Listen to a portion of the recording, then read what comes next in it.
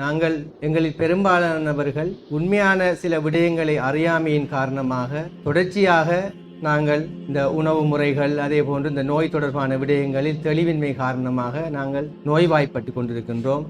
இலங்கையில் மேற்கொள்ளப்பட்ட ஆய்வின் போது எமது சமூகம் முஸ்லிம் சமூகம் ஒரு பாரிய இந்த தொற்றா நோய்களின் பாதிப்புக்குள்ளாகி கொண்டிருக்கின்றோம். ஏனைய சமூகங்களுடன் ஒப்பிட்டு பார்க்கின்ற போது, தமிழ் சமூகம் சிங்கள சமூகத்தினருடன் ஒப்பிட்டு பார்க்கின்ற போது எங்களது சமூகம் ஒரு 10 பேருக்கு 5 பேர் என்ற அடிப்படையில், ஒரு 10 பேரை சாதாரணமாக நாங்கள் எடுத்தால் அதில் 5 பேர் ஏதாவது ஒரு தொற்றா நோயின் பாதிப்புக்குள்ளாகி கொண்டிருக்கு. ஏனைய சமூகங்களில் 10க்கு 2 என்ற வீதத்தில் காணப்படுகின்றது. தமிழ் சமூகத்திலும் சிங்கள சமூகத்திலும் 10க்கு 2 பேர். ஆனால் எங்களது சாய்ந்தமருது பிரதேசத்தில் நாங்கள் செய்த எங்கள் வைத்தியசாலையில் செய்த ஆய்வின் போது 100க்கு 70% அந்த தொற்றா நோயின் பாதிப்புக்கு உள்ளாகி இருப்பதை 2021, 22, 23, 24 செய்த ஆய்வின் போது நாங்கள் அறிந்திருக்கிறோம். அது மிகவும் அதிகமாக இருக்கிறது. முழு இளைஞர் ஒப்பிட்டு பார்க்கின்ற போது நாங்கள் முஸ்லிம்கள் செறிவாக வாழ்ந்திருக்கின்ற இந்த பிரதேசத்தில் இந்த தொற்றா நோய்கள் உங்களுக்கு தெரியும் அனைவருக்கும் சீனி வியாதி, பிரஷர், கொலஸ்ட்ரால், மாரடைப்பு, பாரிசவாதம், கேன்சர் போன்ற இந்த தொற்றா நோய்களின் பாதிப்பு எமது சமூகத்தில் மிகவும்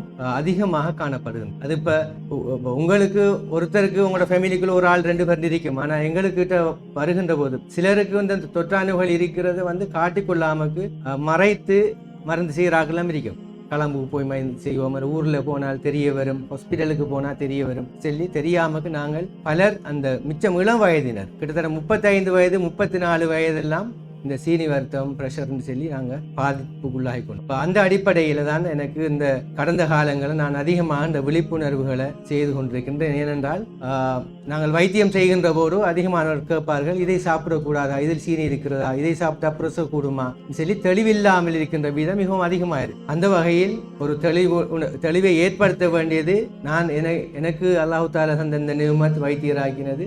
ஆகவே அதற்குரிய எனக்கு ஒரு பணி இருக்கின்றது, பொறுப்பு இருக்கிறது. அந்த பொறுப்பை சுமந்தவனாக அதை எத்தி வைக்க வேண்டியது எனது பொறுப்பு. அந்த வகையில் தான் இன்றைய நிகழ்வை நான் பார்க்கின்றேன். நான் முந்தின நாள் ஒரு களம்ல ஒரு எல்டர்ஸுக்குரிய ஒரு ப்ரோக்ராம் ஒன்றுக்கு போயிருந்தேன். அங்கு கூறினார்கள், தற்போது வீடுகளில் வயது குறைந்தவர்கள் மரணிக்கின்றார்கள், வயதானவர்கள் இருக்கின்றார்கள். பிள்ளை மரணிக்கின்றது உம்மம்மா இருக்கிறார், 90 வயது, 80 வயது, 75 வயது வயதானவர்கள் இருக்கின்றார்கள், இள வயதினரும் மரணிக்கின்றார்கள். அந்த அடிப்படையில் 2012ஆம் ஆண்டு 60 வயதுக்கு மேற்பட்டவர்கள் எண்ணிக்கை 12% இருந்தது. தற்போது 18% இருக்கிறதாம். 2040 அது 4 ஒருவர் 25% அதிக வரக்கூடிய வாய்ப்பும், 2100 50% 60 வயதுக்கு மேற்பட்டவர்கள் இருக்கக்கூடிய வாய்ப்பு இருப்பதாக அந்த ஆய்வுகள் கூறுகின்றன. இதெல்லாம் பார்க்கின்ற போது இந்த ஏன் இளவயதினர்கள் மரணிக்கின்றார்கள், இளவயதினர்கள் மரணிக்கின்ற வீதம் கூடிக்கொண்டே இருக்கின்றது. அப்ப அதற்குரிய பிரதானமான காரணமாக அறியப்பட்டிருக்கின்ற விடயம் இந்த மாரடைப்பு, ஹார்ட் அட்டாக். அதாவது இந்த தொற்றா நோய்களால 100 பேர் இறக்காங்கன்னு சொன்னா 35 பேர் மாரடைப்பால் இருக்காங்க. 3ல் ஒருத்தர் 35 பேர் மாரடைப்பால் இருக்காங்க. அதனாலதான் இந்த மாரடைப்பு, பாரிசவாதம் ரெண்டையும் கட்டுப்படுத்துவதற்குரிய அந்த காரணிகள், ஆபத்து காரணிகளை இலங்கை அரசாங்கம் அடையாளப்படுத்திருக்கு. அந்த ஆபத்து காரணிகள பிரதானமான 3 ஆபத்து காரணிகள். அந்த 3 ஆபத்து காரணிகளை அதிகமாக நாங்கள் எமது சமூகம் பாவித்துக் கொண்டிருக்கின்றோம். முதலாவது ஆபத்து காரணி சீனி, அடுத்த ஆபத்து காரணி உப்பு, அடுத்த ஆபத்து காரணி கொழுப்பு, எண்ணெய். இந்த 3ம் பிரதானமான ஆபத்து காரணிகள். இந்த 3 தான் இந்த பிரதானமான இந்த சீனி வியாதி, பிரஷர் வியாதி, கொலஸ்ட்ரால் வியாதி. இந்த 3ம் சேர்ந்து இருக்கின்ற போது இந்த மாரடைப்பு வருவதற்கான ஆபத்து மிகவும் அதிகம். ஒருவருக்கு தனியே பிரஷர் மாத்திரம் இருக்கின்ற போது ஏற்படக்கூடிய மாரடைப்பை விட அவருக்கு கொலஸ்ட்ராலும் சேர்ந்து இருந்தால் விரைவாக மாரடைப்பு வரக்கூடிய வாய்ப்பு காணப்படும். அந்த வகையில் நாங்கள் எங்களது அன்றாட வாழ்க்கையில் உள்ள எங்களது விசேடமாக இந்த முஸ்லிம் பிரதேசங்களில், விசேடமாக கல்முனை, சாய்ந்தமருது எமது பிராந்தியத்தில் எமது அன்றாட வாழ்க்கை நடவடிக்கைகள் தான் இந்த மாரடைப்பு அல்லது இந்த ஆபத்து நிலைக்கு கொண்டு செல்கின்றது. அந்த அடிப்படையில் பிரதானமாக இருக்கின்றது ஆரோக்கியமற்ற உணவு முறை, அதே போன்று அசைவு குறைந்த வாழ்க்கை முறை. அடுத்த காரணி தூக்கமின்மை, நித்திரை குறைவு. இந்த 3ம் ஒரு பாரிய அதாவது நித்திரைங்கிறது தூக்கம் என்பது ஒருவருடைய ஸ்ட்ரெஸ்ஸை கூட்டுறது, டென்ஷனை கூட்டுறது, அதே மாதிரி ப்ரெஷரை கூட்டுறது. இப்ப மாரடைப்பால இறக்குற ஆக்கள்ல பிரதான காரணம் மாரடைப்பு ஏற்படுவதற்கு பிரதான காரணமா இருக்கின்றது வந்து பிரஷர். கொலஸ்ட்ரால் வந்து படிவு இருந்தாலும் அந்த பிரஷர் தான் இரத்த குழாய்களுக்குள்ள உட்பகுதிகளில் வந்து பாதிப்பை ஏற்படுத்தி அந்த கொலஸ்ட்ரால் பிளாக் ஆகிறதுக்குரிய வாய்ப்பை ஏற்படுத்துவது வந்து இந்த உயர் குருதி அழுத்தம். எமது பிராந்தியத்தில் கல்முனை பிராந்தியம் RDHS ஊடாக வருடா வருடம் மேற்கொள்ளப்படுகின்ற இந்த ஆய்வின் போது ஆண்களில் பிரதானமான இந்த ஆபத்து காரணியாக இருக்கிறது பிரஷர். பெண்களில் வந்து பிரதான ஆபத்து காரணியாக இருக்கிறது மேலதிக உடற்பருமன். அவங்களுக்கு இருக்க வேண்டிய உடற்பருமனை விட அதிகமான உடற்பருமன். இந்த உடற்பருமன் என்றால் மேலதிக டிரெக்டா கூறுற விடயம் வந்து கொழுப்பு அல்லது எண்ணெய் அவங்களுக்கு கூட. நம்ம சொசைட்டி சமூகத்துல வந்து பெண்களுக்கெல்லாம் இந்த லிபிட் ப்ரொஃபைல் கொலஸ்ட்ரால் செய்து பார்த்தோம் சொல்லிச்சுன்னா அவங்க எல்லாருக்கும் கொலஸ்ட்ரால் கூட இருக்கு பெண்கள். நான் வந்து எந்த பீரியட்ல ஒர்க் பண்ண ஏரியாக்கள் வெட்டுங்கள் ஏரியா மொன்றாகலை அதே மாதிரி குருநாயகலை இந்த ஏரியாக்கள் ஒர்க் பண்ற காலங்களில் பெண்களுக்கு கொலஸ்ட்ரால் ரிப்போர்ட் கூட பார், ஆண்களுக்கு தான் கொலஸ்ட்ரால் ரிப்போர்ட் கூட இருக்கும். எமது பிராந்தியத்தில் பெண்கள்ல கொலஸ்ட்ரால் லிபிட் ப்ரொஃபைல் எடுத்தா எல்லாருக்கும் கொலஸ்ட்ரால் கூட ட்ரைகிளிசரைட் கூட காட்டும். அப்ப இதெல்லாம் பார்க்கிற டைம்ல நம்மட வீடுகள அமைப்பு நம்மளுக்கு அசையக்கூடிய நிலம் இல்லை. இந்த 2 ஊரையும் தவிர வெளியால் அங்கால மூவ் பண்ணி நம்ம செலுத்தினா எல்லாருக்கும் வளவுகள் இருக்கு. அப்போ உடல் அசைவு வீடு வளவுக்குள்ளேயே அவங்களுக்கு உடல் அசைவுகள் இருக்கு. எமது பிராந்தியத்தில் அந்த அசைவு கிட்டத்தட்ட இல்லாம போயிடுச்சு. அது ஒரு பிரதான காரணியாக இருக்கின்றது அவங்களோட உடற்பருமன் வந்து அதிகரித்து கொண்டு போறது. ஆகவே இவ்வாறான இந்த விடயங்களை சொல்றேன்னு சொல்லி இதெல்லாம் வந்து ஸ்டாட்டிஸ்டிக்கல், அதாவது புள்ளி விவரங்களூடாக அறியப்பட்ட உண்மை. நாம உண்மையா வந்து ஒவ்வொரு நம்ம ஊருக்கும் நாங்க அந்த விவரங்கள் எடுக்கணும். அதாவது மரணங்கள் ஏற்படுகின்ற போது டிஎஸ் ஆபீஸ் ஊடாக அந்த மரணத்துக்குரிய காரணங்கள் வந்து என்ன நோய் என்ன காரணத்தால் மன்னிக்காண்டு எடுத்தா தான் நாம அந்த பிரதேசத்துக்குரிய சுகாதார தடுப்பு நடவடிக்கைகளும் மேற்கொள்ளலாம். இப்ப நம்மட சொசைட்டி கம்யூனிட்டியில வந்து அதிகமாக மாரடைப்பு வருதுன்னு சொல்லிச்சேன்னா அந்த மாரடைப்புல தடுக்கக்கூடிய ஒரு பாதுகாப்பு நடவடிக்கைகளை மேற்கொள்ளலாம். ஆகவே அந்த அடிப்படையில் வந்து இந்த புள்ளி விவரங்கள் காட்டுறதன் அடிப்படையில் நான் கூறுகின்ற விடயம். ஆகவே இதை தடுப்பதற்கு வந்து பிரதானமாக இந்த உணவு பழக்கமும் உடல் அசைவு அதே மாதிரி தூக்கமின்மை இந்த 3 விடயங்களையும் நாங்கள் எங்களோட சமூகத்துல வந்து தெளிவூட்ட வேண்டிய கட்டாயம் இருக்கின்றது. உங்களுக்கு தெரியும் வந்து எங்களோட மார்க்கம் கூறுகின்ற விடயம் வந்து நபிகள் நாயகம் ஸல்லல்லாஹு அலைஹி வஸல்லம் அவர்கள் கூறியிருக்கின்ற முறைகள் வந்து உணவு உட்கொள்ற முறைகள் எல்லாம் வந்து நாங்க பின்பற்றம் இல்லை. அதான் அந்த உணவு வந்து ஆரோக்கியமாற்றி அது நோயாக மாறுவதற்கு காரணமாக அமையுது. இப்ப நாங்க ஒவ்வொருத்தரும் வந்து எங்களோட இறைப்பயிர சைஸ் தெரியும். உங்களுக்கு மொத்தமா வயிற்று சைஸ் தெரியும். ஒரு இறைப்பை எடுத்தோம்னா இவ்வளவுதான் இறைப்பயிர சைஸ். அப்ப இதுல 3 ஒரு பகுதி தான் நாங்க உணவு உட்கொள்ளணும், 3 ஒரு பகுதி நீர் எடுக்கணும், 3 ஒரு பகுதியை நாங்க வறுமையா வைக்கணும். இதுதான் நம்மளுக்கு இஸ்லாம் காட்டி தந்த உணவு உட்கொள்ற முறை. நாங்க உணவு உட்கொள்றோம் எப்படி?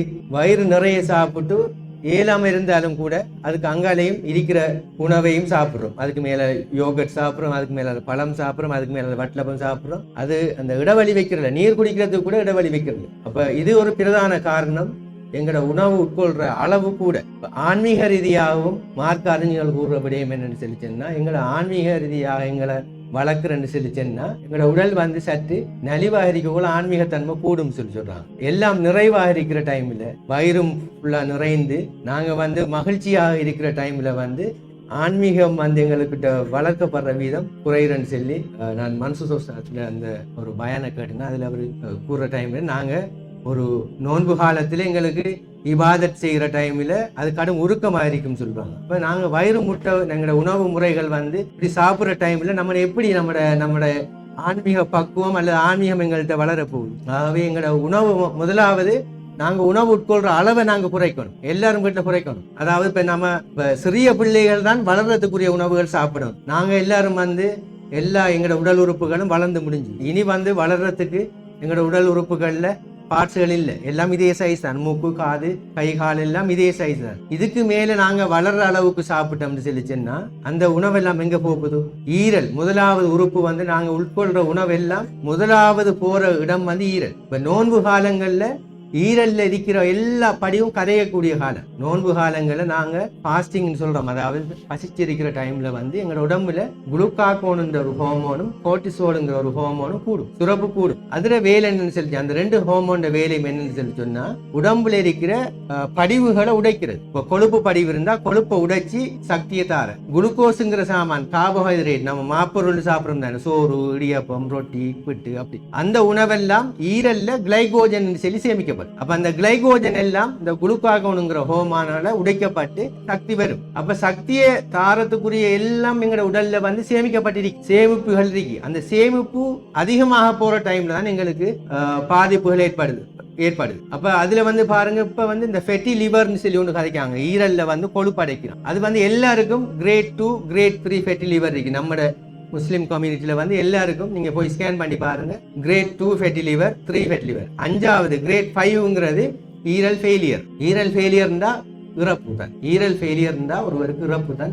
ஏனென்றால் ஈரல் ஃபெயிலியர்னா ஈரலை மாற்றணும் குயிக்கா. ஏன்னா ஈரல் தான் எங்களோட உடல்ல இருக்கிற நாம் உட்கொள்ற எல்லா உணவுல இருக்கிற நஞ்சுகளையும் நஞ்சு அகற்ற உறுப்பு ஈரல். ஆகவே நாங்க வந்து அந்த ஈரலை பழுதாக்கி நம்ம செலுச்சோன்னா அந்த நஞ்சுகள் எல்லாம் வந்து எங்களோட எல்லா உடல் உறுப்புகளையும் போய் பாதிக்கும். மல்டி ஓர்கன் ஃபெயிலியர்னு சொல்றோம், எல்லா ஓர்கனும் இறக்கும். அதனால அவர் வந்து உயிரிழப்பு உள்ளாவதுக்குரிய வாய்ப்பு. அப்ப சில டைம்ல இப்ப நான் கதைச்சிட்டு போகல வந்து அல்லாஹ் மறந்து கதைக்கன்னு சொல்லி யோசிச்சுறாங்க யாரும். என்னன்னு சொல்லி சொன்னா, அழகாக உடலை நாங்க ஆய்வு செஞ்சுட்டு போற டைம்ல அழகா விஞ்ஞான ரீதியாக படைச்சிருக்கு. உடம்பு வந்து அழகா விஞ்ஞான ரீதியாக படிக்கக்கூடிய மாதிரிக்கே படிச்சிருக்கு. இன்சுலின் ஒரு ஹோமோனை படிச்சிருக்கு, குளுக்காகோன் ஹோமோனை படிச்சு. பேரு தான் இவங்க வச்சு யாரு விஞ்ஞானி வச்ச இன்சுலின். இதுக்கு இந்த பதார்த்தத்துக்கு பேரு இன்சுலின் வச்சாங்க, இன்னொரு பதார்த்தத்துக்கு குளுக்காகோன் வச்சாங்க. ஆனா அந்த 2 பதார்த்தமும் படைச்சு வச்சிருக்காங்க அல்லாஹ் தஆலா.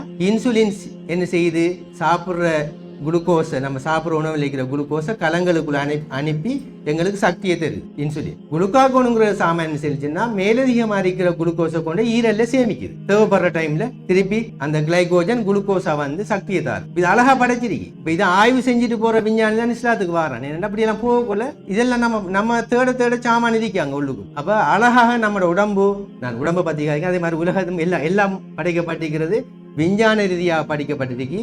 நாங்கள் என்னத்துக்குன்னு சொல்லிச்சுன்னா படிக்கிறதுக்கு, ஆய்வு செய்யறதுக்கு, அதை பின்பற்றுறதுக்கு. இப்போ சீனிக்குரிய குளிசையை படைச்ச யாரு? அல்லாஹ் தஆலா படைச்சிருக்காங்க. அதுக்கு பேரை வச்சு கண்டுபிடிச்சு எடுத்தாங்க. மெட்ஃபார்மின்ங்கிற குளிசை எங்க இருக்கு? ஏதாவது ஒரு இடத்துல இருந்து அதுக்கு பேரை வச்சு மெட்ஃபார்மின் பேரை தான் விஞ்ஞானி வச்சது. இப்போ இந்த குளிசையை போட்டா அதை உடலுக்குள்ள போய் அந்த மெட்ஃபார்மின் தாக்கம் நடத்துறதுக்குரிய தாக்கம் எல்லாம் அங்க தயாரிக்கப்பட்டிருக்கு. இவர் போய் அங்க ஒரு களத்துல சேர்ந்து குளுக்கோஸ் உடம்புல இருக்கிற ரத்தத்தில் இருக்கிற சீனி இல்லாம செய்யுது. அப்ப இது அழகா படைச்சு வச்சதால நாம இதை கண்டுபிடிச்சு இதை பாவிக்கும். அதனாலதான் நான் சொல்றேன், ஆகவே இது விஞ்ஞான ரீதியாகத்தான் அழகாக உடம்பும் படைக்கப்பட்டிருக்கு. நாங்க சில டைம்கள்ல நம்ம சொசைட்டிக்கு வந்து சில டைம்கள்ல வந்து எனக்கு அந்த வேற கம்யூனிட்டியோட வந்து டாக்டர்ஸ்மாரோட களம்புல ஒர்க் பண்ற டைம்ல நம்மட ஆக்களை வந்து அவங்க ஒரு நக்கல் மாதிரி சொல்ற விஷயம் ஒன்று தானே சொன்னா, அல்லாஹ் இருக்கான்னு சொல்லி போட்டு நாங்க மடத்தனமா நடக்கிறது அவங்க வந்து நம்மள்கிட்ட இதா சொல்லுவாங்க, மாஸ்க் போட்டாலையும் போடாட்டியும் கொரோனா வாரது வரும், இதோடு போடாம இருக்கிறது, கையை கழுவினாலும் கழுவாட்டியும் வார வருத்தம் வரும் சொல்லி. ஆகவே நாங்க இதால தொற்று வருதுன்னு தெரிஞ்சா நம்மளோட இஸ்லாமும் கூறப்பட்ட விட இந்த ஒரு தொற்று உள்ள பிரேசு போகப்படான்னு சொல்லித்தான் ஹதீஸ் சொல்லுது. அப்ப அந்நேரமே அது சொல்லப்பட்ட விடயம். அப்ப நாங்க வந்து மடத்தனமா என்ன செய்யறோம்னு சொல்லி சொன்னா, சில நாங்க டாக்டர்ஸ் கதைக்கிற விடயங்களை வந்து சில டைம்கள் என்ன செய்யறோம்னு சொல்லி சொன்னா, அது இப்படி சொல்றது நடக்கிறது நடக்கும். எதை திண்டாலும் என்ன கட்டுப்பாடா இருந்தாலும் அவர் எவ்வளவு கட்டுப்பாடா இருந்தா அவருக்கு நான் இது வரலையான்னு சொல்லி கேட்கிற விதம் கூட. இதுக்கு மறைவா அல்லாஹ் தஆலா நம்ம உடம்புக்குள்ள வச்சிருக்கான். அதான் அந்த சேலஞ்சா இருக்கிற விடயம். என்னன்னு சொல்லி சொன்னா, ஒரு சிகரெட் அடிக்கிறவருக்கு புற்றுநோய் வருது, லங் கேன்சர் வருது. 20 சிகரெட் அடிக்கிறவருக்கு கேன்சர் இல்லை. இதுதான் இவங்க சொல்ற விளக்கம். யாரு? இந்த பொதுவா பார்வையில இருக்கிற அவர் சொல்றது, அவர் மாதிரி நான் சிகரெட் குடிக்கலையே. அது என்னன்னு சொல்லி சொன்னா, அதான் நம்மளோட நிறமூர்த்தத்துல கேன்சருக்குரிய காரணியா வச்சு படைச்சிருக்கான் அல்லாஹ் தஆலா. அதாவது சிகரெட்டுக்கு கேன்சரை உருவாக்கக்கூடிய காரணியா ஒரு ஆளுக்கு வச்சிருக்கான், ஒரு ஆளுக்கு வைக்கல. மறைவாரி இது தெரியாது, இது நாம கண்டுபிடிக்கலாது. நிறமூர்த்தத்தை எடுத்து மரபணு பரிசோதனை செஞ்சு இவருக்கு இது வரக்கூடிய வாய்ப்பு இருக்காண்டெல்லாம் கண்டு பார்த்தா தான் தெரியும். இது நம்மளுக்கு தெரியாது. அப்ப அதாலதான் அந்த 30 சிகரெட் அடிச்சவருக்கு சுவாச புற்றுநோய் வரல, ஏன்னா அவருக்கு கேன்சருக்குரிய காரணியை வச்சு படைக்கல. இந்த ஒரு சிகரெட் அடிச்சவருக்கு கேன்சர் வரக்கூடிய காரணியை வச்சு படைச்சிருக்கு. அதால அவர் என்ன செய்யலாம், பக்கத்துல இருக்கிற புகையும் கூட போகல. அவர் பசிவ் ஸ்மோக்கிங், பக்கத்துல ஒரு ஆள் அடிக்கிற புகை போனாலும் அவருக்கு கேன்சர் வரலாம். இப்படி விஞ்ஞானம் வந்து ஆய்வு செஞ்சுட்டு போகல ஒரு விடயத்துல வந்து நிற்கும், மொட்டி நிற்கும். அங்க வந்து சேலஞ்சா சில விடயங்கள் இருக்கு, அதை ஆய்வு செய்யறாங்க. ஆய்வு செய்ய அங்க ஒரு காரணி ஒன்று இருக்கு. இப்படித்தான் போகுது. அதனாலதான் நாங்க கட்டாயம் இந்த விஞ்ஞான ரீதியாக ஆய்வு செய்யப்பட்டு நம்மளுக்கு வழங்கப்படுற இந்த விடயங்களை வந்து நாங்க ஏற்று நடக்கணும். இப்போ உப்பு வந்து பிரஷரை கூட்டுது. என்ன உப்பு வந்து டிரெக்டா பிரஷரை கூட்டுற சாமான். நாம இந்த நோன்பு காலத்துல சாப்பிடுற அவ்வளவு உணவும் என்ன உப்பு தான். உப்பு அதிகமாக போட்ட உணவு, எங்களோட சோடிஸ் எல்லாம் வந்து மேக்சிமம் உப்பு போட்டு நீங்க அடிச்சு பாருங்க, சரியான உப்பா இருக்கு. உப்பு வந்து நபிகள் நாயகம் ஸல்லல்லாஹு அலைஹி வஸல்லம் அவர்கள் எப்படி சாப்பிட சொல்லிருக்காங்க? உப்பு வந்து போட்டு சாப்பிட சொல்லல, உப்பை தொட்டு நாக்கில் வச்சுட்டு சாப்பிட தொடங்கிருக்காங்க. தொட்டு முடிஞ்சதுக்கு பிறகு தொட்டு நாக்கில் வச்சு உடனே. அப்ப இப்ப உலக சுகாதார நிறுவனம் கண்டுபிடிச்சிருக்கு, ஒரு ஆள் ஆகக்கூடிய ஒரு நாளைக்கு 5 கிராம், ஒரு தேக்கரண்டி உப்புக்கு மேல சாப்பிடக்கூடாதுன்னு சொல்லி, அதுக்கு மேல போகப்படா, எவ்வளவு குறைய சாப்பிடும் அவ்வளவு நல்லன்னு சொல்லி அவங்க சொல்லியிருக்காங்க. அதை தான் ஆகல் பின்பற்றுறாங்க. நபிகள் நாயகம் ஸல்லல்லாஹு அலைஹி வஸல்லம் காட்டிய வழிமுறையை நாங்க பின்பற்றதை நாங்க விட்டுட்டோம். நம்மளோட வீட்டுகள்ல ஆரம்ப காலத்துல அந்த உப்பு சின்ன ஒரு உப்பு சுக்கிரியான்னு சொல்லுவாங்க, அது ஒன்று மேசையில் இருக்கு. அந்த உப்பு தொளிச்சு தான் சாப்பிட்டேன். அப்ப நம்மளோட உப்பு பாவனை வந்து நல்லா குறைய இருந்துச்சு. இப்ப வந்து உப்பு பேக்கெட் ஒன்று வாங்கினா நீங்க வீட்டுகளை பாருங்க, இந்த உப்பு வந்து டேட்டா எழுதுங்க அந்த பேக்கெட்ல எத்தனை நாளையில முடியுதுன்னு சொல்லி. உண்மையா வந்து ஒரு வீட்டுல 4 பேர் இருந்தா 20 கிராமை விட குறைந்த உப்பு தான் பாவிக்கணும். ஒரு ஆளுக்கு 5 கிராம் அப்படின்னு சொல்லிச்சுன்னா ஒரு 2 மாதத்தையும் பாவிக்கணும். நீங்க ஒரு கிலோ உப்பு வந்து 2 மாதத்தையும் பாவிக்கும். அப்படி பாவிப்படுதான்னு பாருங்க. உப்பு கடும் டேஞ்சரான சாமான். உப்பு வந்து டிரெக்டா உங்களோட கிட்னியையும் பாதிக்கும், ப்ரெஷரை கூட்டும். இப்ப நம்ம ப்ரெஷர் குறைஞ்சா உடனே உப்பை கரைச்சி கொடுக்குறேன்னா குயிக்கா ப்ரெஷர் கூடும். அப்ப டைம் எடுத்து வாரதில்லை. ஆகவே உப்பை வந்து நாங்க மிகவும் கடுமையா பாவிக்கணும். விசேடமா வந்து ஆண்களுக்கு ஆபத்து காரணி அறிக்கிறது வந்து ஹை பிளட் பிரஷர் தான் ஆண்களுக்கு இந்த ஹார்ட் அட்டாக், பாரிசவாதம் வாரத்துல பிரதான ஆபத்து காரணி அறிக்கை. இந்த ஸ்ட்ரோக் வாரன்னு சொல்லுவோம், நரம்புகள் வெடிக்கிற பிரஷர் கூடினா மூல நரம்பு வெடிக்கிறது. ஆகவே இப்படி இந்த திடீர் மரணங்களுக்கு பிரதானமாக காரணியாக இருக்கிறதுல நான் இந்த உப்பை சொன்னேன். அதே மாதிரி தான் இனிப்பு. இப்ப சுகர் வந்து ஆக கூடினது ஒரு ஆள் 5 தேக்கரண்டா 25 கிராம் சுகர் தான் ஒரு நாளைக்கு ஒருத்தர் பாவிக்கு. இப்ப நாங்க அப்படி இல்லையே, வீட்டுகளை பாருங்க எப்படி போடுபடுதுன்னு சொல்லி. இப்ப இதை வெள்ளக்காரன் வந்து என்ன செஞ்சுக்காங்கன்னா 5 கிராம் பேக்கெட் பண்ணி 5 ஸ்டார் ஹோட்டல்கள் 5 கிராம் பேக்கெட், அந்த பேக்கெட் அரைக்கும் சின்ன சின்ன பேக்கெட், அது 5 கிராம். அப்போ அவங்களுக்கு கவுண்ட் பண்ணி தான் டெய்லி எடுப்பாங்க. இப்போ ஒரு நாளைக்கு இப்போ நம்ம இதில் 2 பேக்கெட் குடிச்சினோம்னா மேக்ஸிமம் ஒரு 3 பேக்கெட் தான் நாம இன்றைக்கு சுகர் எடுக்கலாம். இப்போ நம்மளோட வீட்டுகள் அப்படி இல்லை, மொத்தமாக நாங்கள் கலந்து குடிச்சிட்டே இருக்கோம். அது உடலில் என்ன செய்யுது, படிப்படியாக எங்களுக்கு சீனி வியாதியை உருவாக்கும். இப்போ சில டைம்களில் இதுலேயும் நான் சொல்கிறேன், அதாவது இப்போ சில ஆட்களுக்கு ஃபெமிலியலாக சில காரணிகள் இருக்கும். குடும்ப ரீதியாக சீனி வருத்தம் வரக்கூடிய அந்த ஜீன்ல காரணம் இருக்கிற ஆளுக்கு விரைவாக வரும். ஒரு சிலருக்கு வந்து வயசு போயிட்டு எங்களோட உடல்ல இருக்கிற அந்த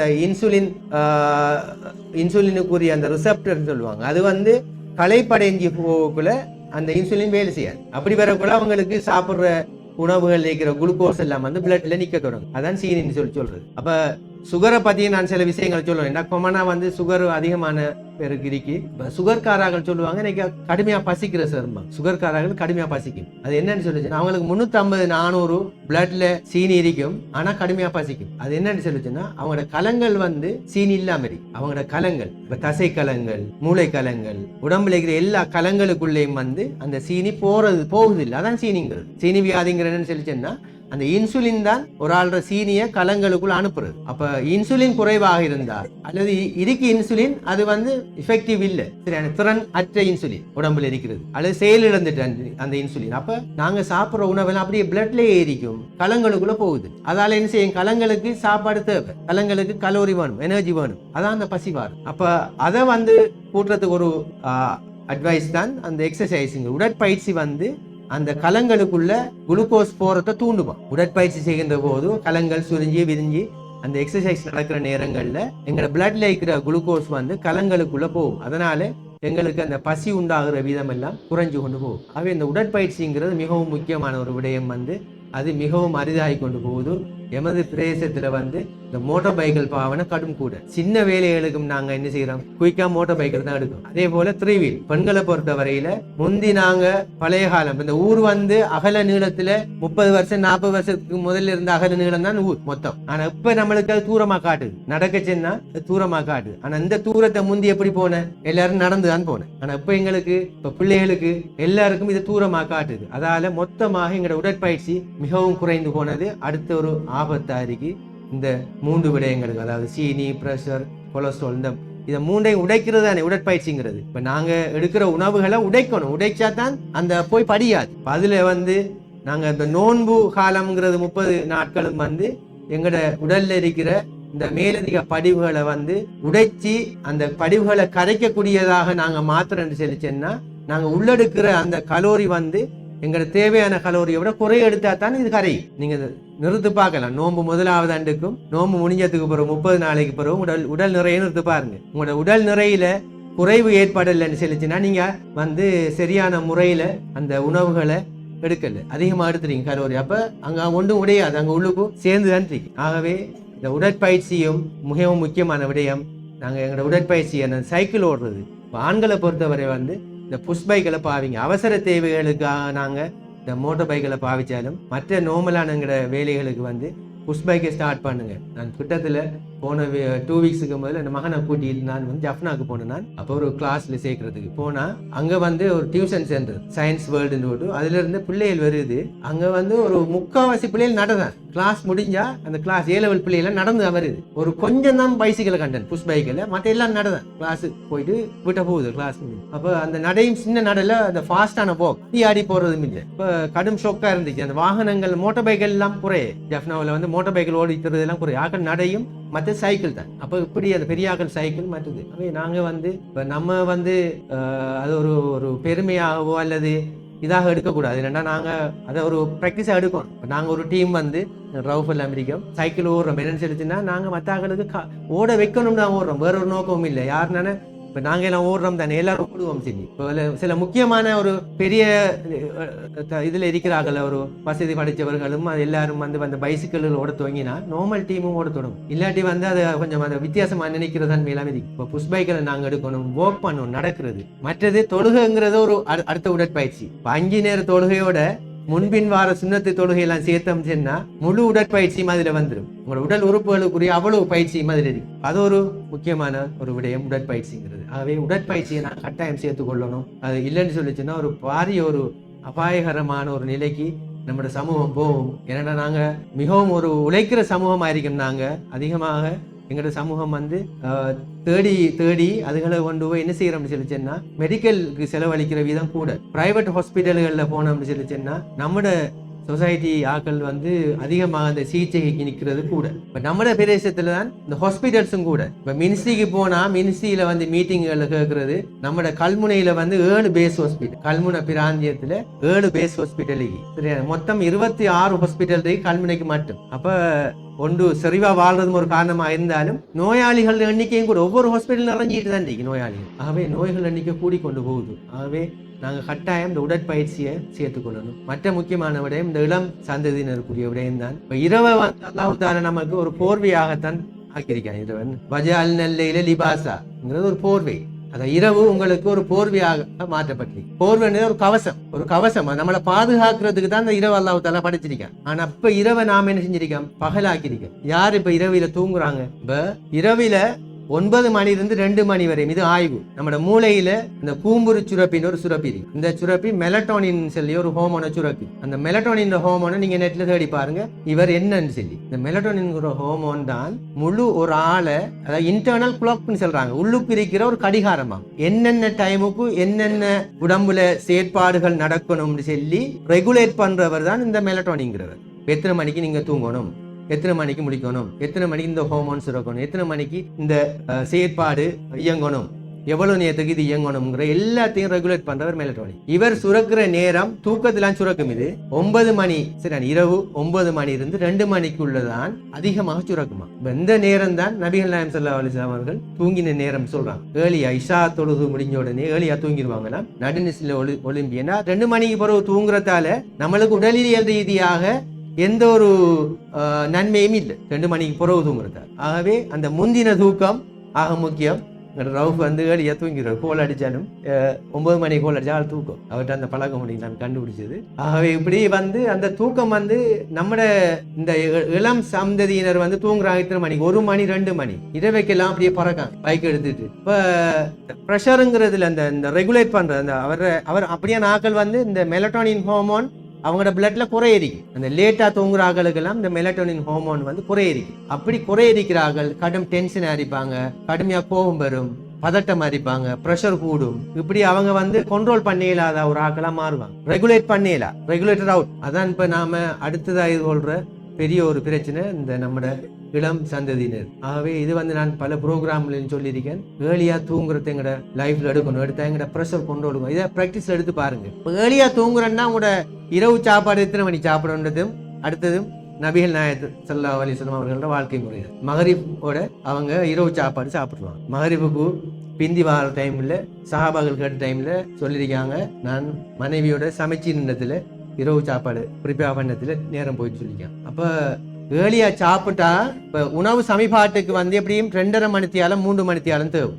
இப்போ நீங்கள் 9:30-10 மணிக்கு தூங்குறேன்னு சொல்லி சொன்னால் 6:30-7 மணிக்குள்ள உங்களோட இரவு சாப்பாடு சாப்பிட்டா தான் நீங்கள் சாப்பிட்ற டைமில் இறைப்பையில் இருக்கிற உணவெல்லாம் சமைப்பாடு அடைஞ்சிடும். அப்போ நீங்கள் அந்த சமைப்பாடு அடையாமல் கழிஞ்சாதான் நம்ம எல்லாருக்கும் கேஸ்ட்ரிக். இப்போ காமன் ப்ராப்ளம் வந்து யார்கிட்ட வாயில் எடுத்தாலும் மருந்தெடுக்க வந்தால் குளிசு எழுத தொடங்க கொலை சொல்கிறது, எனக்கு கேஸ்ட்ரிக் மிதிக்கு சார் பார்த்து மருந்து எழுதுங்க. எல்லாருக்கும் கேஸ்ட்ரிக். அந்த கேஸ்ட்ரிக் குளிசோட பேர்லாம் பாடம் ஒமிப்ரோசோல் பாடம் எல்லாரும். அப்போ இது என்னது கேஸ்ட்ரிக்ங்கிறது? அப்படி இல்லையே. கேஸ்ட்ரிக்ங்கிறது ஏதாவது இருந்தாப்புல ஒரு நாள் என்னையும் சாப்பாடு டிலே ஆகி சாப்பிட்டது அல்லது கொஞ்சம் கூடுதலாக எண்ணெய் சாப்பாடை சாப்பிட்டு அந்த அன்றைக்கு மட்டும்தான் அந்த கேஸ்ட்ரிக் இருக்கும். இது டெய்லி கேஸ். இது காரணம் இந்த லேட்டாக சாப்பிட்டுட்டு கழியுது. லேட்டாக சாப்பிட்டு கழிஞ்சா அல்லது லஞ்சுக்கு பிறகு கழிகிறது.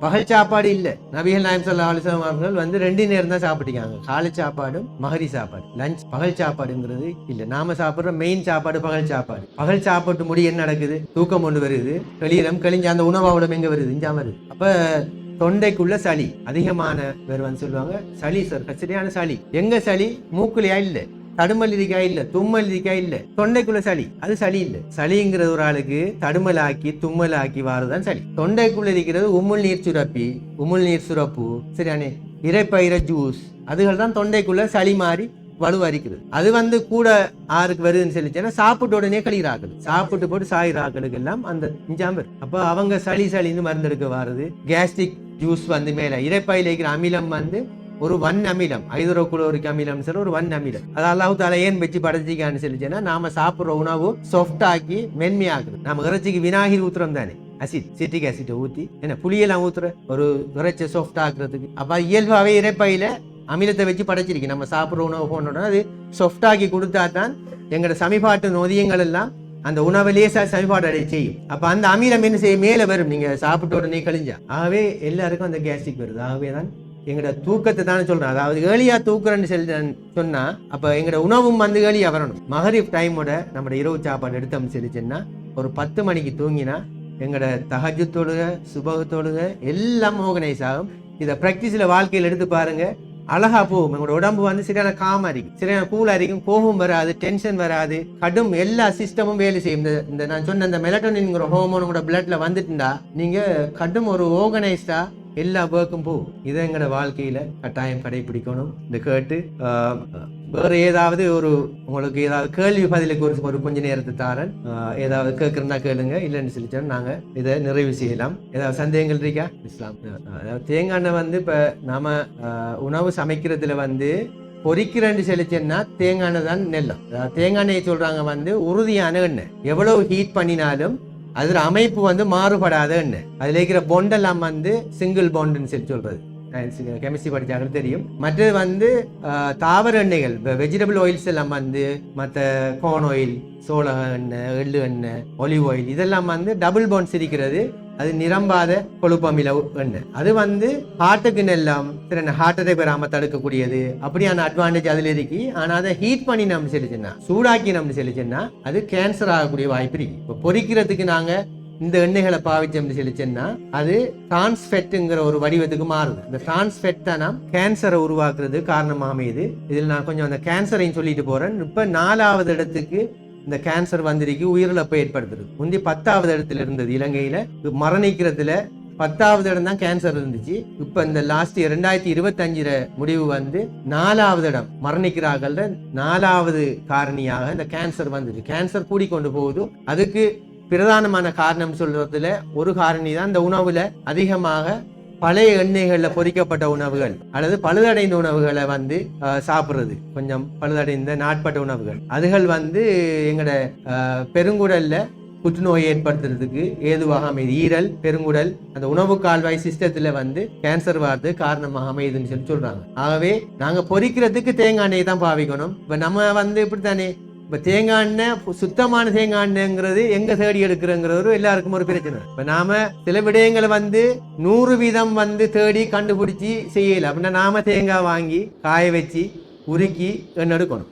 நாம் அது 100% ஷுவராக எடுக்கிறேன்னு சொல்லி சொன்னா இல்லைன்னு சொல்லி சொன்னா பரக்காட தேங்காய் எண்ணெய் இருக்கு. அது வந்து 750 மில்லிக்கு 1200 வரும். பரக்கா கம்பெனி வந்து வெர்ஜின் கோகோனட் ஆயில்னு சொல்லி வெள்ளை தேங்காய் எண்ணெய் வெர்ஜின் ஆயில் வருது. இனி வெர்ஜின் ஆயில் வருது வெள்ளை தேங்காய்னு சொல்லி அது என்ன மாதிரி சரியா. ஆனால் சில விடயங்களை வந்து நாங்கள் நம்பிக்கை அடிப்படையெல்லாம் செய்துட்டு போகலாம். ஒரு அளவுக்கு கட்டுப்படுத்துறேன்னு சொல்லி சொன்னால் நம்மளுக்கு நம்பிக்கையான ஒரு இடத்துல அந்த தேங்காய் எடுக்கிறது, அல்லது சில வீட்டுகளில் வயசனாக்கள் அந்த தேங்காயை காய வச்சு சில மெஷினில் கொடுத்து அந்த வெள்ளை தேங்காய் எடுத்து பாவிக்காங்க. ஆனால் இயல்பான அளவுக்கு அப்படி டவுட்டாக இருந்தால் எண்ணெயை ஏன் பாவிக்கணும்? இப்போ ஏர் ஃப்ரையர்லாம் வந்துருக்கு. ஏர் ஃப்ரையரில் வந்து அவன் சிஸ்டம், ஏர் ஃப்ரையரில் வந்து சம்சா எல்லாம் செய்கிறாங்க. பெட்டிஸ், ரோல்ஸ், பொரிக்கிற வேலைகள் எல்லாத்தையும் வந்து சுட்டு சாப்பிட்ற அளவுக்கு வந்துட்டு இப்படித்தானே. இது கட்டாயம் இல்லையே. நாங்கள் அடுத்தது இருந்தாப்பல ஒரு நாள் சாப்பிட்றது ஓகே, நாம அடிக்கடி சாப்பிட்ற இதில் சில டைம்களில் சில பேர் யோசிப்பீங்க, நான் சொல்றதெல்லாம் வந்து மொத்தமா சாப்பிட வேணான்னு சொல்லல. இதெல்லாம் சரிதானே. நாம இருந்தாப்பல ஒரு மாத்தைக்கு ஒருக்கா வந்து கோழி சுட்டு சாப்பிடலாம். ஒரு கிழமையில இருந்தாப்பல ஒரு நாள் பிரியாணி சாப்பிடலாம், பிரச்சனை இல்லை. நான் சொல்றேன் ஒவ்வொரு நாளும் ஏதாவது ஒரு எண்ணெய் சாப்பாடு டெய்லி நம்ம உணவுல வாரதுதான் டேஞ்சர். இப்ப சில வீட்டுகளை வந்து டெய்லி சோட்டீஸ் சாப்பிடப்படுது. ஒவ்வொரு நாளும் சோட்டீஸ், ஒவ்வொரு நாளும் கிழங்கு பொரியல் சாப்பிடுறாங்க. இப்படி ஒவ்வொரு நாளும் அல்லது அதிகமான நாட்கள் வந்து இந்த எண்ணெய் இப்படியான உணவுகள் சாப்பிட்றது தான் ஆபத்தானது. ஆகவே தேங்காய் எண்ணெய்க்கு பதிலாக அதிக அளவு தேங்காய் பூவை வச்சு நீங்க உணவுகளை சமைச்சு கொள்ளுங்க. அதிகமா நான் ஒரு ப்ரோக்ராம் ஒன்று செஞ்சேன். தேங்காய் பூவில் வந்து குட் கொலஸ்ட்ரால் இருக்காம், ஹார்ட் அட்டாக் வராம தடுக்கிற கொலஸ்ட்ரால் தேங்காய் பூவில் இருக்கு. தேங்காய் பால் தேங்காய் பூவில் இருக்கிறது வந்து ஹார்ட் அட்டாக் வராம தடுக்கிறது. தேங்காய் பூ வந்து மலச்சிக்கலுக்கு மருந்து. இந்த மலச்சிக்கலுங்கிறது வயதான எல்லாருக்கும் பெரிய பிரச்சனை. மலச்சிக்கலுக்குரிய குளிசை, மலச்சிக்கலுக்குரிய பானி குடிச்சு தான் கூட பேருக்கு மலச்சிக்கல்ல இருந்து கிளியர் ஆகுறாங்க. டெய்லி எங்கட உணவுல தேங்காய் பூவை கொண்ட ஒரு சுண்டலோ தேங்காய் பூவை சம்பலோ என்ன ஒன்று இருந்தா இந்த மலச்சிக்கல் பிரச்சனையே வராது. சிங்கள ஆக்கள உணவு பார்சல் எடுத்து பாருங்க, அதுல தேங்காய் பூவால ஏதாவது ஒன்று இருக்கும். ஒன்று சம்பல் இருக்கும் அல்லது சுண்டல் இருக்கும். ஆகவே இது வந்து லேசா வைத்தியம். அடுத்து தேங்காய் பூலேயே அந்த எண்ணெயே போதும் நம்மளுக்கு, அதுல டேஸ்டா இருக்கும். ஆகவே தேங்காய் பூ பாவனையே எங்களோட வீட்டுகளில் நாங்கள் கூட்டிக் கொள்ளணும். பழைய காலத்தில் இதெல்லாம் இருந்தது. தேங்காய் பூ போட்டு கரையல், தேங்காய் பூ போட்டு பிட்டு எல்லாம் சாப்பிட்டுதான் இருக்கேன். ஆனால் இப்போ அதெல்லாம் வந்து நடைமுறையிலேருந்து போயிட்டு அது வந்து கொகனட் வந்து ஒரு வெப்பன், நம்ம ஹார்ட்டை பாதுகாக்கிற ஒரு வெப்பன் சொல்லி மிச்சம் ஒரு 30 இயர்ஸுக்கு முதல்ல கார்டியாலஜி அத்துக்கூரில் ஒரு ஆர்டிக்கல் எழுதினேன். அதுக்கு பிறகு விஞ்ஞான இந்த என்ன கமர்ஷியல் பர்பஸுக்காக வேண்டி தேங்காய் எண்ணெயை வந்து மாற்றி மற்ற வெஜிடபிள் ஆயிலை இதாக்கி விட்டாங்க. அதனால தான் இப்போ அதிகமான இந்த பிரச்சனைகளுக்கு காரணமாக அமையுது. ஆகவே தேங்காய் எண்ணெய் பாவனை, தேங்காய் பூ பாவனை இயன்ற அளவுக்கு எங்களோட உணவில் வந்து இதுக்கு மாற்றீடாக எடுத்துக்கொள்ளலாம். இது கேட்டு அனைவரும் அந்த விடயங்களை வந்து ப்ராக்டிஸில் கொண்டு வரணும். நம்ம கழிச்சு கொண்டே இருக்கும் எல்லா விடயங்களையும் அதை எங்களோட அன்றாட வாழ்க்கையில் நடைமுறையில் கொண்டு வரணும்னு கேட்டு, அதுக்கு நீங்கள் எல்லாரும் உங்களோட வீட்டுகளில் விசேடமாக வந்து இப்போ நாம தானே கறி வாங்கி கொடுக்குறாங்க. இப்போ வீட்டுகளில் வந்து ஆரோக்கியமான கறிகளை வாங்கி கொடுக்கணும். ஆரோக்கியமான கறி எல்லாம் விலை குறைஞ்சது, என்ன ஆரோக்கியமற்ற கறி எல்லாம் விலை கூடினது. அது லேசா விளங்கினா சரி. நம்ம உண்மையா விலை குறைஞ்ச சாமான் எல்லாம் ஆரோக்கியமா வந்து அல்லாஹ் தஆலா படிச்சிருக்கேன். அதுகளை வாங்குற குறை நாம எல்லாம் வந்து மற்ற ஆரோக்கியமற்ற உணவுகளை தான் அதிகமாக எங்களோட உணவுல எடுக்கும். ஆகவே நாங்கள் அந்த உணவுகளை வாங்கி கொண்டு கொடுக்குறாங்க. ஆகவே நாங்கள் இந்த ஆரோக்கியமான உணவுகளை வாங்கி கொடுத்து எங்களோட எதிர்கால சந்ததியை விசேடமாக வந்து ஆரோக்கியமாக வச்சு கொள்ளணும்னு கேட்டு வாய்ப்புக்கு நன்றி கூறி விடைபெறுகின்றேன். அல்ஹம்துலில்லாஹி ரப்பில் ஆலமீன்.